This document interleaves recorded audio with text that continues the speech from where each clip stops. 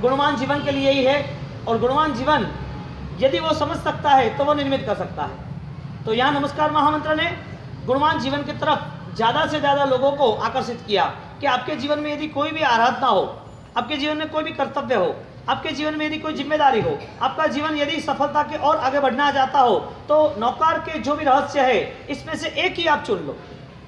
108 गुण, 108 गुणों के अंदर, पॉजिटिव पॉइंट के अंदर एक एक जगह पर दूसरे अनंत अनंत भाव भरे हुए हैं, अनंत गुणात्मक है नमस्कार महामंत्र। 14 प्रो का सार कैसे बोला होगा? नमो लोहे सब साहुणम, नमस्कार हो लोक के सर्व साधुओं को। 1 को 2 को 3 को 4 को हजारों को करने जाओ तो तुम्हारे पास टाइम नहीं है। हजारों को वंदन तुम टाइम होने के बावजूद भी तुम्हारा शरीर बल साथ नहीं देगा, काम नहीं कर सकते। 1000 साधु को वंदन करने का शरीर बल भी है, टाइम भी है, लेकिन 1000 साधु नहीं मिलेंगे। तो ये सब अवस्था से हम बिछड़े हुए दूर है। तो भगवान ने रास्ता बताया कि तेरे पास यदि तेरे मन में गुणों का आकर्षण है, तेरे मन में यदि सही विचार अपने जीवन को सफल बनाने के लिए है, यदि आपको खुद को नमस्कार महामंत्र के प्रति अगाध प्रीति और प्रतीति है, तो उस प्रीति और प्रतीति के नाते आपका प्रयास भी उस तरफ ही होना चाहिए। सार्थक जो सार्थक प्रयास हुआ, नमो लोहे सप साहुणम, आपने वंदना की, तो वंदना के नाते समग्र लोक के साधु, समग्र लोक के पाप त्याग के जीवन व्यतीत करने वाले आराधक, समग्र लोक में साधु बनने की कोशिश करने वाले आराधक, और जो लोग जो इस जीवन में आगे बढ़ रहे साधु पद की उपासना करके, वो सम्यक दर्शन पाया हुआ व्यक्ति भी नौकर में स्थान पा सकता है। तो अल्टीमेट साधु पद की आराधना में हमारा भी नौकर में स्थान आ गया। ऐसे देखने जाओ तो पंचपद की ही यहाँ पर ज्यादा से ज्यादा हमारी बात चल रही है। नमो हरिहंताणम से नमो लोहे समसाणम 5 पद की बात कर रहे, लेकिन श्रावक भी वो नौकर का आराधक इसके लिए बन सकता है कि उसके पास नमो सप पाव पराशरों का पद है। उसको पता चला कि पाप है, मुझे छोड़ना चाहिए, लेकिन वो भी पता चला कि पाप छोड़ने के लिए, पाप तोड़ने के लिए यदि कोई स्थान हो तो वो नमो लोहे सप साहुणम है, क्योंकि साधु के बिना तो वो आगे भी नहीं बढ़ सकता, उसको बनना नहीं है। लेकिन साधु के साथ उसका यदि परिचय हुआ है, साधु जीवन की यदि कोई आराधना पसंद है, साधु जीवन के यदि वो करीब आ रहा है, तो वो साधना के करीब वो साधु जीवन की यात्रा है। देह की यात्रा तो विश्व में बहुत रहेगी, देह की यात्रा के साथ जुड़े हुए बहुत सारे लोग हैं। तो गुरु का देह मिला, तो गुरु के देह मिलने के साथ उनकी सेवा व्याज का भाव भी मिला। उनकी सेवा व्यावच करते करते जिन शासन की गरिमा कैसे बढ़े, इसमें हम हर वक्त यदि सहायता करते, चाहे जीव दया हो, चाहे व्यावच हो, चाहे करुणा हो, चाहे आगे बढ़ के करुणा का विशाल ध्रोत अनुकंपा हो, इसके सहारे जिनने भी आराधना की वो नौकार महामंत्र का आराधक है। यानी कि देखने जाए तो आजाद देश, स्वतंत्रता जिसको भी मिली है वो एक भौगोलिक स्वतंत्रता मिली है। भौगोलिक स्वतंत्रता के नाते कहीं बंटवारे हो गए तो कहीं पाकिस्तान चला गया या दे दिया, कुछ भी हो, लेकिन यह भौगोलिक स्वतंत्रता, देश को जब आज़ादी मिली और आज़ादी के रात के दिनों में जब जश्न मनाया, और वो जश्न मनाने के पीछे लोग पागल हो गए, इनकी गुलामों की जंजीरें सब टूट गई, हमको आज़ादी वास्तविक स्तर पर मिली ही नहीं। हमारे पास शायद भौगोलिक और देश की आज़ादी मिल गई, लेकिन हमारे मानव जीवन में मानवता की आज़ादी नहीं मिली। मानव अभी गुलाम बना है मानवता से, मानवता उसके जीवन में विकसित नहीं हुई। जो करुणा भाव कहते हैं, जो सहायता भाव कहते हैं, जो नमो लोहे सप साहुणम पद कहते हैं, यदि मानवता विकसित होती तो ये यहाँ पर दुखी न रहते, यहाँ गरीबों के बांटने के लिए बेकारी न रहती, भोजन न रहता, और ज्यादा परेशानियों से लोग जीवन व्यतीत न करते। ज्यादा लोग यहाँ पर सड़ रहे, इसकी वजह यह है कि मानव है लेकिन मानवता नहीं है, तो वह स्वतंत्रता कैसी? व्यक्ति को एक पिंजरा दे दिया जो अदृश्य है, और अदृश्य पिंजरे में वो बैठ गया और उसे लग रहा है मैं स्वतंत्र बन गया। यहाँ पर गरीबी, बेकारी, भूखमरा, व्यसन, व्यभिचार और सारे न्यूसेंस अशिक्षा के नाम कर विश्वविद्यालय खड़ी हो गई, लेकिन विश्वविद्यालय में वो शिक्षा प्रदत्त नहीं हुई जिस शिक्षा से मानव जीवन का एक निर्माण हो सके। आजादी कहेंगे ना, करुणा नहीं रहती, अनुकंपा नहीं रही, इंसानियत मर चुकी। क्यों? विकास कौन सा? विनाश की ओर। विकास है तो उसके साथ भी जो भी विकास रहा, उस विकास में आनंद कहाँ रहा, उस विकास में फलश्रुति यानी कि सफलता कहाँ रही? विकास करने के नाते जो भी दौड़ लगाई उसमें अंतिम टारगेट क्या बना? आज़ादी का पर्व, यानी कि आज़ादी के पास जुड़े हुए हर व्यक्ति की एक जिम्मेदारी बनती है कि देश और राष्ट्र के लिए उसका स्वाभिमान और देश और राष्ट्र के लिए यदि कुछ कर सकता है तो प्रथम कदम यह है कि मानवता को निर्माण करना चाहिए। सम्यक दर्शन के लक्षण है द्रव्य थकी दुखी आनी दया। यदि आप किसी दुखी व्यक्ति को देख रहे हो और दुखी व्यक्ति को देखने के बाद वो व्यक्ति की आप सहायता कर रहे हो तो समझ लेना आप गुलाम नहीं हो, वरना आप विचारों से गुलाम हो तो आपको मिली हुई आज़ादी भी काम की नहीं है। कि आपके विचार गुलाम बन गए फिर आपकी आज़ादी क्या काम की। आपको एक बड़ी सी जेल दी जाए 5-10 किलोमीटर की बड़ी लंबी चौड़ी, वो जेल में आप रहे हो और उस जेल में आपको अच्छी फैसिलिटी दी जा रही है, लेकिन आपको 1 किलोमीटर के आगे निकलना नहीं है, या तो आपकी जो जेल है उसमें 5000 फुट की जगह है, उसमें से आगे निकलना नहीं है। क्यों? आपको सब कुछ अनुकूलता मिली लेकिन स्वतंत्रता नहीं मिली। आप इसे स्वतंत्रता कहेंगे, आज़ादी कहेंगे? क्यों? 5000 स्क्वायर फुट में कितनी भी फैसिलिटीज हो, कितनी भी सुविधा हो, लेकिन वो सुविधा के नाम पर कुछ भी नहीं है।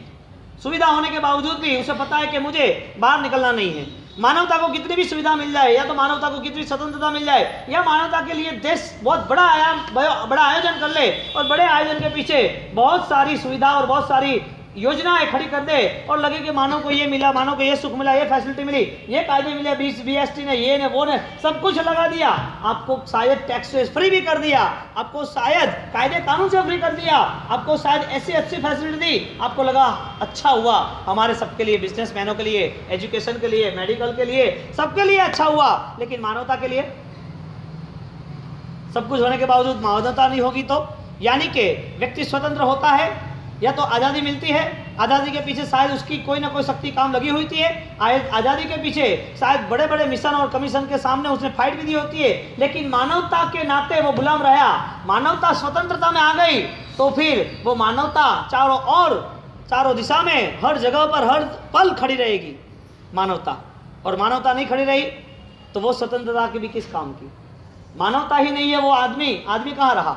नमो लोहे सपसाहुणम पद से हमें वो स्वतंत्रता सोचनी है कि साधु ने हर वक्त हर जीवों के प्रति सहायता का भाव रखा। साधु ने हर वक्त किसी जीव ने उनको ऊपर, किसी भी व्यक्ति ने, किसी भी लोगों ने, किसी भी जगह पर कैसे भी करके कोई ऐसी पोजीशन, ऐसा इश्यू बन गया जिसके हिसाब से साधु को परेशानी हुई, फिर भी उनके प्रति दुर्भाव नहीं रखा। साधना की शुरुआत मानवता से, करुणा से होती है ना। और बिना करुणा से हम नमस्कार महामंत्र की आराधना करें या बिना करुणा ही हम आज़ादी का पर्व मनाए, वो कैसे संभव है, कैसे योग्य है। पात्रता का विकास नहीं हो रहा है, वो कैसे हो सकता है। आयुष्य बढ़ता है, जिंदगी आगे निकलती है और जिंदगियों में और नए नए आयाम मिलते जाते हैं, फिर भी हम वहाँ के वहीं। आपको सब बच्चों को और आप सबको पढ़ने लिखने में आ गया जलियांवाला बाग का कांड, और उसमें कविताएं रच गई नई नई, और ऐसी ऐसी कविता दमदार रची। आप पढ़ते ना, आपका एक एक रोमराजी विकसवर हो जाता है, आपके लहू में एक क्रांति घट जाती है कि क्या हो गया है सब कुछ। जलियांवाला बाग में इतना बड़ा आतंक मचा दिया, बड़े बड़े कमीशन की बात आई और गांधी और सामने भगत आ गए, चारों ओर एक आज़ादी का तूफान लग गया और एक नारे लगने लगे, आज़ादी के लिए उत्सव मनाना है, इसके लिए हमें शहीद होना है।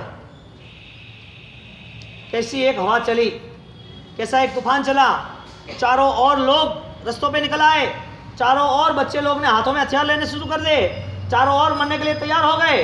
आज़ादी के नाम पर यदि वंदे मातरम बोलते बोलते भी मरना है तो हम खुश हैं, ऐसी तो भावना हमारे देश को आज़ाद करने वाले लोगों की, यानी कि वीर सपूतों की, कर्मवीरों की थी। अपना काम हो इसे। स्वतंत्रता बहुत दूर है, बहुत दूर है, लेकिन उस स्वतंत्रता के नाते हमें कुछ सोचना नहीं। हमें सोचना एक ही चीज़ है कि हम हमारे जीवन में मानवता की जो भी गुलामी है उस गुलामी से मुक्त हो सकते हैं। यानी हमारे जीवन में मानवता विकसित नहीं होती है तो हम मानवता खड़ी कर सकते हैं। आंख में आंसू आ रहे हैं कोई दुखी जीव के लिए, किसी के आंसू पोंछ रहे हैं हर्ष के आंसू बना के, कभी भी मन में वो आंसू आ रहे हैं अपने जीवन के दुर्गुण और दोषों के लिए, कभी गलत फहमियां और गलत जीवन व्यवस्था बन गई तो कभी परमात्मा के पास, देव धर्म के पास। यदि सही सोच के नाते अकेले भी कहीं बैठे तो स्व आराधना के नाम पर, एक सम्यक दर्शन के नाम पर, एक सही जीवन की सफलता के नाम पर हमने ये मन बनाया क्या ये गलत है, और आंखों में से आंसू अपने आप ही विचारों ने चारों ओर आंसू निकाल दिए। आपको आंसू के लिए कोई दर्द की महसूस नहीं थी, आंसू के लिए इंजेक्शन की जरूरत नहीं थी, आंसू के लिए नुकसान की जरूरत नहीं थी, आंसू के लिए टैक्स और आईटी की इनकम टैक्स की रेट की जरूरत नहीं। आईटी इनकम टैक्स की रेट आती है और आंसू आते हैं। शरीर में दर्द आता है और आंसू आते हैं, संसार में कोई वियोग हुआ और आंसू आते हैं, बहुत सारी परिस्थितियां जो हमने सोची थी उससे नेगेटिव हो इसके लिए आंसू आते हैं। आंसू आते हैं और वो आंसू भी हमारे स्वार्थ के, जो वैल्यू वगैरह के, जिसकी कोई कीमत नहीं है, जिसका कोई मूल्यांकन नहीं है, वो आंसू आए फिर भी इसकी वैल्यू नहीं। और एक दिन ऐसा निर्मित हो जो करुणा नाम के आंसू आए, जो सदाचार के नाम के आंसू आए, जो आंसू आते वक्त परमात्मा को प्रार्थना करते जाए, मुंह पर हंसी रहती जाए, आंसू के नाम पर पाप खत्म होते जाए और हम निर्भर बन जाए कि परमात्मा मेरी आत्मा को मुक्ति मिल गई, मेरी आत्मा की आज आजादी है। देश आजाद प्रजा बर्बाद, धर्म के लिए आजाद, विचार बर्बाद। हमारी ये बात रही, देश आजाद हुआ, प्रजा बर्बाद हुई और बर्बादी के नाते सब चला। हमारे आंसू गिरे ना, कितनी बार गिरे, बहुत बार गिरे। क्यों गिरे? इसके पीछे का राज क्या था? इसके पीछे हमें कोई मानवता की सभ्यता के लिए हमने कोई तैयारी नहीं की थी। देखो स्वतंत्रता मिलने के बाद आत्मघाती पगले कितने बढ़ रहे, आत्मघाती कदम को कैसे आगे ले जा रहे और हमें पता भी नहीं चलता। एक ब्रेक बिना की गाड़ी, और ब्रेक बिना की गाड़ी 10 की स्पीड, 20 की स्पीड, 30 की स्पीड, 120 की स्पीड में चलता ही रहता है, चलता ही रहता है। कब तक? एक्सीडेंट ना हो तब तक, खड्डा ना आए तब तक, आगे ट्रैफिक ना हो तब तक, आगे बम्प ना हो तब तक, आगे कोई रॉन्ग साइड और रास्ता खत्म ना हो तब तक। कब तक चलाओगे? स्पीड बढ़ी है उसे कब तक आप चलाते रहोगे? स्पीड को कम करना है। जो जीवन शैली है उसमें रिवर्स आना है। जो भी रोल हम कर रहे हैं उसमें हम रिवर्स कैसे आ सकते हैं? क्योंकि इस जीवन शैली से हमारा भविष्य में नुकसान ही है, एक्सीडेंट की तरह। करुणा के नाम पर आज़ादी का जश्न मनाओ, करुणा के नाम पर आंखों में पानी लाओ, करुणा के नाम पर किसी का प्रेम बढ़ता है तो आनंद से खुशी होके आप तय करो कि ये मेरा अंदर का मन, अंतर मन वो इतना भिगा है, इतना भिगा हुआ संवेदनाशील है, जिसके अंतर में छिपा हुआ जो पानी था वो बाहर उछल के आ गया। पत्थर में पानी नहीं आता भैया, नदी में पानी होता है तो उसे लिया जाता है, रेगिस्तानों में पानी होता नहीं, कितनी भी मेहनत करो। नदी वाला दिल वो पानी को बाहर लाता है। आंसू को कौन बाहर लाता है?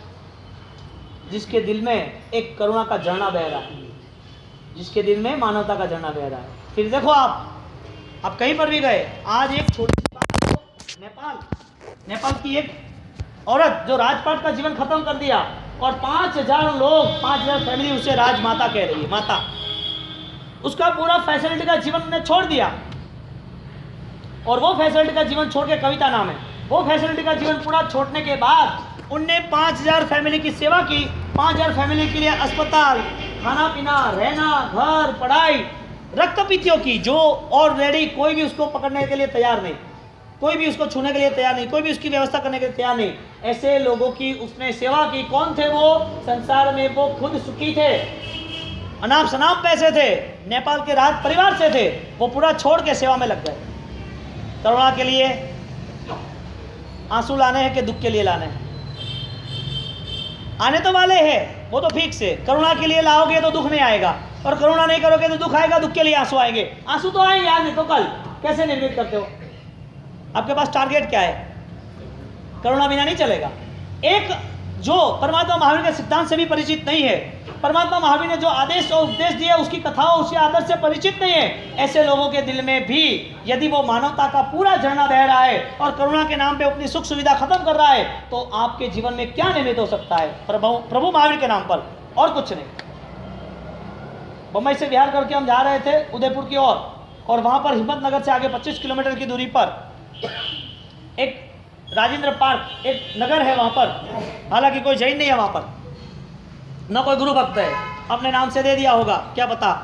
वहां पर एक ही व्यक्ति ने 28 एकड़ जगह दान की है। जो व्यक्ति बीजापुर का पटेल था, उसने जगह दान इसके लिए दी कि वहां का सुरेश भाई सोनी नाम का व्यक्ति, वो खुद 40 साल पहले वो इंजीनियर था, टॉप 10 का, अच्छी से अच्छी फैसिलिटी, अच्छी से अच्छी सैलरी, इतने सारे पैसे वो खुद अकेला कमा सकता था मैनेजमेंट से।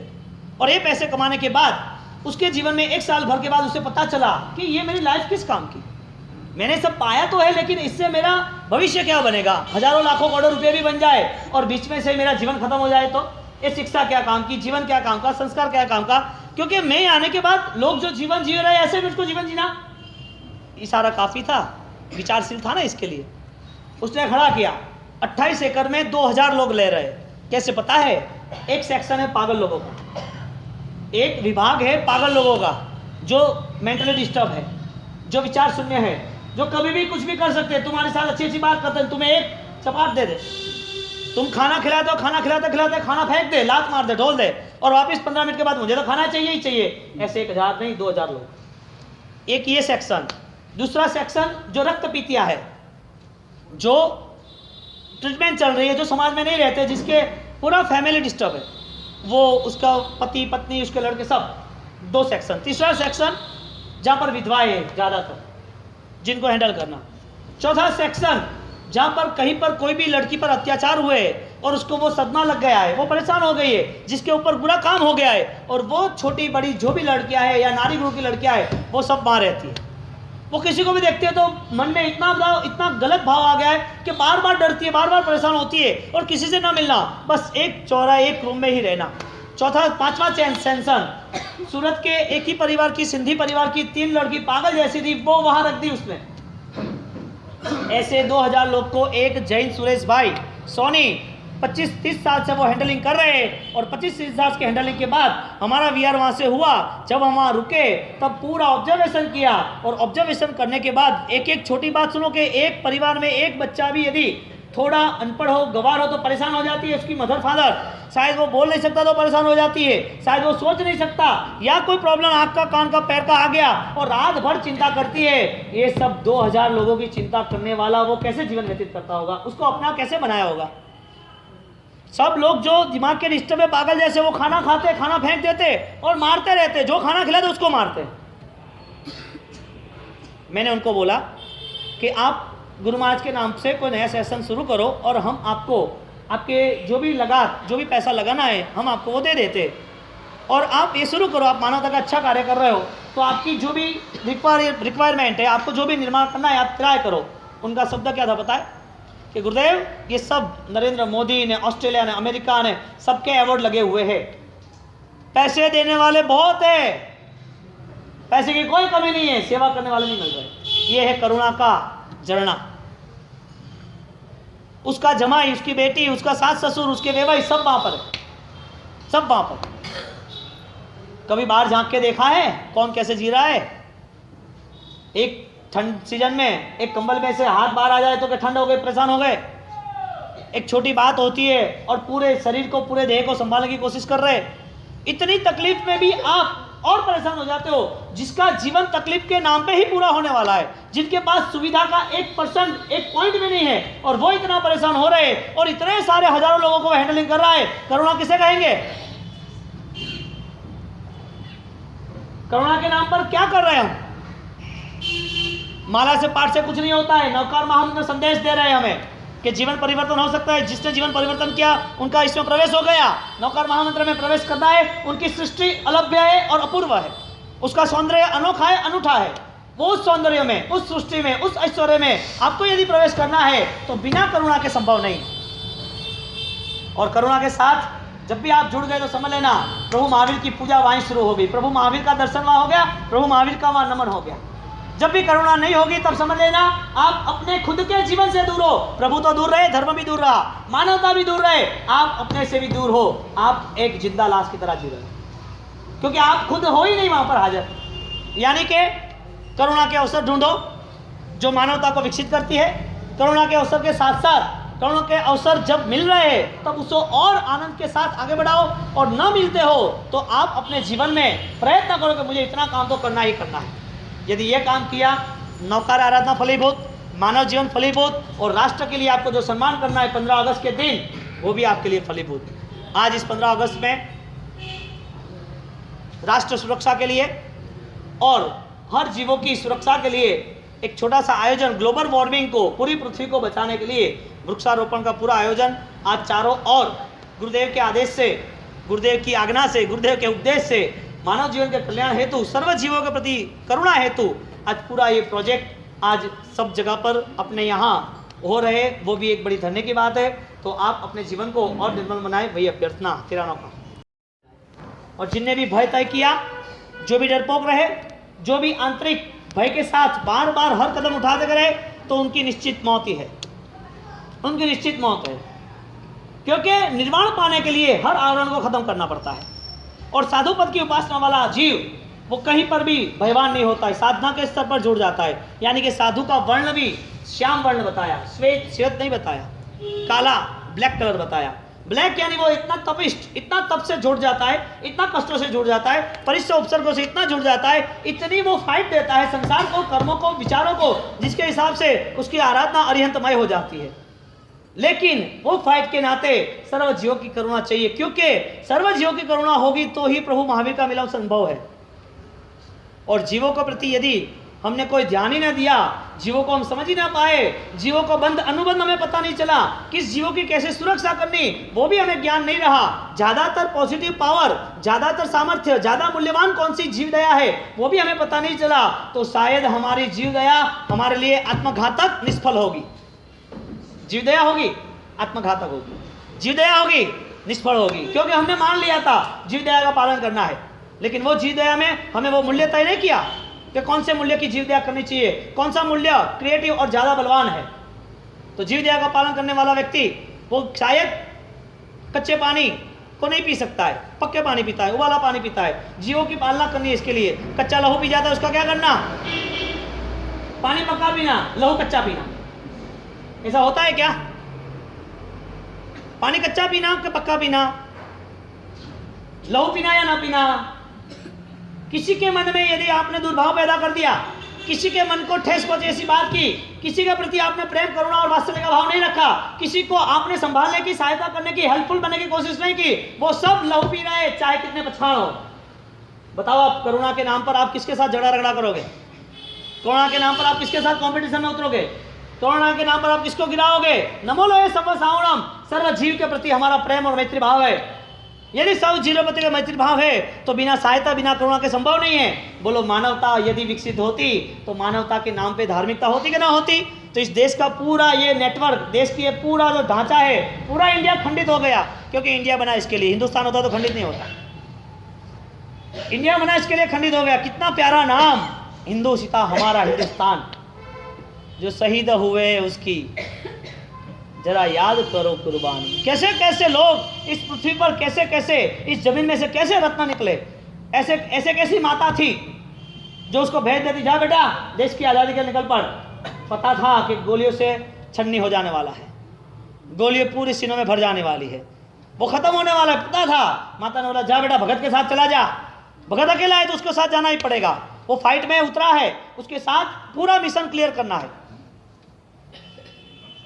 कैसे कैसी माता जो अपने पुत्र को शहीद करने के नाते आगे बढ़ा रही है।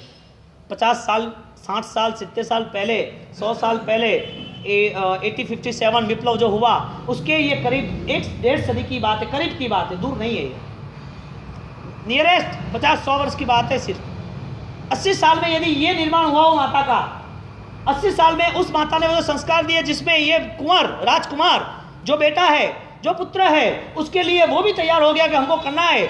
वो भी पढ़ाई करने वाला व्यक्ति, वो देखता है कि जुलूस निकल रहा है, स्कूल में से निकल जा रहा है, मुझे नहीं पढ़ना है। एक आज़ादी का जुनून था। यदि वो संस्कार यदि 80 साल पहले भी निर्मित थे तो वर्तमान में 80 साल की यात्रा में विकास है या विनाश है? हर परिवार को अपने को खुद को देखना है, और हर परिवार को देखने के बाद एक कोने में बैठ के आप ट्राई करो कि क्या खामी रही, क्या परेशानी रही, क्यों ऐसा हुआ, किस वजह से दुविधा रही। तो ये नेटवर्क कौन जमाएगा? आपका बच्चा कहीं पर भी आपको नहीं भेजना है, ना आज़ादी के नाम पर, ना आपको शहीदों के नाम पर। आपके बच्चे को कोई ट्रेनिंग नहीं देनी है, एक ट्रेनिंग देनी है कि वो मानव बने, बस। कैसा नया आश्चर्य, कैसी अद्भुत घटना है। मानव है फिर भी मानव बनना। क्या मानव जानवर है क्या? देव है क्या? वो कोई दूसरा छोटा मोटा कोई सूक्ष्म जीव है क्या? वो कीटाणु है क्या, या मानव है? कौन है तुम्हारा परिवार, तुम जिसके साथ रहते हो, आपका बेटा, बच्चा, पति, पत्नी, जो भी है कोई, वो कौन है? मानव है ना। तो उसको ये संदेश देना कि तू मानव बन। मानव को मानव बनने का संदेश ये योग्य लग रहा है क्या? भगवान बनने का संदेश नहीं देना, इसके लिए मानव बनने का संदेश, क्योंकि वो आपकी कैपेसिटी नहीं है, वो आपकी तैयारी भी नहीं है, आपको वो अंतर्बल, आपका वो अध्यात्म वो पुकार भी नहीं रहा है कि मेरे जीवन में मेरी आत्मा की स्वतंत्रता के लिए मुझे कर्मों के बंधन तोड़ने ही चाहिए। किसी व्यक्ति को याद आ रहा है कर्म का साम्राज्य, जश्न मनाएंगे, रात भर पार्टियां करेंगे, नाचेंगे कूदेंगे, शराब और शराब में डूब जाएंगे, पैसे का धुआं करेंगे, गवर्नमेंट कोई नई स्कीम लॉन्च कर देंगे आज शाम तक, तो नेट पर तो कोई ना कोई चीज ऐसी आ जाएगी, आपको लगेगा कि मानव जीवन का अभ्युदय हो गया, आपको ऐसे लगेगा कि देश में कोई नई क्रांति आ गई। लेकिन जब युवा धन को देखते हैं, जब बच्चों की शिक्षा को देखते हैं, विश्वविद्यालयों में छिपी हुई अज्ञानता को देखते हैं, जब परिवार में असफलता देखते हैं, जब परिवारों में छिपी हुई संघर्षता और परिवारों में असंस्कार कुसंस्कार देखते हैं, तब ऐसा लग रहा है कि ये महागुलामी के नीचे डूब गया पूरा इंसान, पूरा भारत। स्वतंत्रता नहीं दी, वो आराम से वो लोग अपना मैनेजमेंट कर रहे। गवर्नमेंट ने आईपीसी, इंडियन पिनल कोड के नाते यदि पूरा संविधान किया, उस संविधान में यदि करुणा, यदि प्रेम, हर संप्रदाय हर धर्म को उत्सव मनाने की तैयारी थी, तो हमारे यहाँ इतनी फाइट नहीं होती। हमारे यहाँ माता अपने बच्चे को मार नहीं डालती, हमारे यहाँ राजनीति के नाम पे अपने भाई को, अपने परिवार को वो खत्म नहीं करती, उसको गिराने की कोशिश नहीं करती। वोट बैंक के नाम पर जातिवाद और धर्मवाद नहीं आता। ये हमारा स्वतंत्र भारत किसके हाथों में दे दिया, और इस स्वतंत्र भारत में हमारे कर्मों का ऐसा उदय जो हम व्यतीत कर रहे हैं। हमारे पास स्वतंत्र भारत के लिए समष्टिगत परिवर्तन लाने की संभावना कम है, लेकिन व्यक्तिगत पूरी परिवर्तन की संभावना है। व्यक्तिगत, समष्टिगत नहीं कर सकते शायद, चलो ओके डन, लेकिन नेक्स्ट स्टेप, आगे का भविष्य, वो तो हमारे हाथ में है ना। जलियांवाला बाग का कांड शायद हमारे आंखों के सामने हमें ध्रुजा दे, लेकिन हमारे आंखों के सामने जो तरबतर जीवन हो रहे, जो पूरे जीवन बिछड़ रहे संस्कारों के नाम पर, उसके लिए परिवार के हर वरिष्ठों को, परिवार के हर माँ बापों को तैयारी करनी ही पड़ेगी, वरना गुलामी की खाई लंबी होती जा रही है। जंजीरों से मुक्त किया है, विचारों से मुक्त नहीं किया है। आप समझ लेना, आपको ऐसा लगा कि वो भौगोलिक परिस्थिति के नाते वो चले गए, लेकिन वो यहाँ अपने क्राइस्ट, अपने यहाँ पर पूरा मैकलो शिक्षण, यहाँ पर पूरी विचारधारा, यहाँ पर पूरी अनात्मवाद, पूरा अनाध्यात्म, पूरा अनात्मवाद खड़ा कर दिया, अध्यात्म बिना की पूरी प्रवृत्ति खड़ी कर दी। वो रहे नहीं, लेकिन उसकी पूरी बातें रह के गई। आदमी नहीं रहा, लेकिन उनकी पूरी जीवन शैली आपके पास छू गई है। हमारा राष्ट्र ऋषि मुनियों की परंपरा से जुड़ा था। हमारे यहाँ प्रभु भक्ति और शाम को हर गांव-गांव में वो पर रात भर भक्ति करते थे और संध्या भक्ति में जुड़ जाते थे। हमारे यहाँ सुबह सुबह प्रभात फेरी होती थी, जो प्रभु के नाम लेते थे सुबह 5 बजे, और 5 बजे वो यात्रा चलती रहती। अभी तक गांव में चल रहा है, राजस्थान के गांवों में। यदि एमपी के छोटे छोटे गांव में भगवान की भक्ति कर लेते हैं, महीने भर में कहीं पर बैठ जाते हैं, तो रात भर चलती रहती है भक्ति, शिव मंदिरों में, राम मंदिरों में, हनुमान जी के मंदिरों में, और रात भर चलती रहती है। और वो भक्ति के नाते एक राष्ट्र की सुरक्षा और राष्ट्र की संस्कृति महक लेती थी, महक उठती थी उसमें से। आज वो चीज़ शिक्षा के नाम पर, बिजनेस के नाम पर, टैलेंट के नाम पर, सक्सेस के नाम पर, भविष्य के नाम पर, कंपटीशन के नाम पर पूरा मूलभूत खत्म कर दिया। बताओ, सुबह कौन जल्दी उठ के परमात्मा के शरण में जाता है? संध्या में सोते हुए कौन सोचता है कि किसी को भी कहीं पर भी कोई परेशानी हो तो उसके पहले मैं जांच कर लूँ, इसकी नींद सही होगी तो मुझे भी शांति से नींद आएगी, उसकी चिंता को मैं खत्म कर दूँ। हमारे यहाँ सहायता का शंखनाद था, सहायता करने के लिए सब पब्लिक, सब लोग तैयार रहते थे, और यहाँ पर अब लूटने के लिए लोग तैयार हो गए। जितना लूटता इतना लूट के चलो, जितना अपना मनाना इतना मनाते रहो, जितना भी किसी को चोरी चमारी करके खत्म करना तो खत्म करो। वकीलात आ गई आपको नचाने के लिए, जज सिस्टम आ गई आपको नचाने। हमारे यहाँ महाजन और हमारे यहाँ सरदार, जो सरपंच गाँव के, वो सब न्याय करते थे। वो न्याय कहाँ चला गया? काले कोटों के पीछे चला गया। वो न्याय के पीछे क्या हुआ? अंधापन ला दिया, न्याय देवी को आंखों में पट्टा बांध दिया, नहीं चलेगा, यहाँ पर सत्य है ही नहीं तो आंखों बांध लो। ये सब हमारे 70 साल में विकास हुआ। शायद हमारी ये बात यदि शायद वहाँ देश के पार्लियामेंट में पहुँच जाए तो शायद मेरे पे गुनाह लग सकता है कि ये तो है ही नहीं, ये तो है ही नहीं। नहीं क्या है? नहीं दिखता हो तो बताओ है या नहीं है, साबित करके बताएंगे। एक पहाड़ को भी, राष्ट्र की पूरी रक्षा को, राष्ट्र के पूरे निर्माण को बदल दिया आपने। 1000 चीज़ ऐसी है। एक छोटे से एग्जांपल दो, बम्बई को विकासशील इंटरनेशनल सिटी बताया कि वहाँ पर इतना ग्रोथ, इतना फाइनेंस, इतनी पब्लिक, इतना प्रोग्रेस, इतना एजुकेशन, और वहाँ पर जिसको भी आगे जाना वहाँ बैठ जाओ। अब इसके पीछे उनने 50 माल की बिल्डिंग खड़ी कर दी। वो 50 माल की बिल्डिंग लाइन सर 10, 15, 20 खड़ी कर दी। 50 माल की बिल्डिंग में समझ लो 200 फ्लैट तैयार हो गए या 400 फ्लैट तैयार हो गए। वो 50 माल की बिल्डिंग में 400 फ्लैट में 4 लिफ्टों के अंदर, वो 50 माल की बिल्डिंग के अंदर कोई व्यक्ति यदि बीमार हो तो उसको निकलने का रास्ता कौन सा? अटैक आ जाए तो रास्ता कौन सा? ये हमारा विकास। कायदे कानून की बात ही उनने फेंक दी एक तरफ।